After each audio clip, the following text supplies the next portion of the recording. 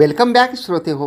मी लिहिलं होतं की जिथपर्यंत निस्वार्थीपणे दोघांनी एकमेकांना देणं चालू असतं तोपर्यंत प्रेमाचा प्रवास सुखद आणि आनंदी असतो, नाही का?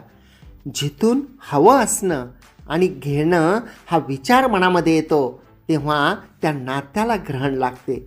मग ते घेणं हे वेळ असो, प्रेम असो की क्षण असो किंवा अन्य कोणतीही गोष्ट असो. कारण कोणतीही गोष्ट जेव्हा आपण समोरच्याला भरभरून देतो तेव्हा समोरून त्याच्या हजारो पटीने आपल्याला रिटर्न येतं.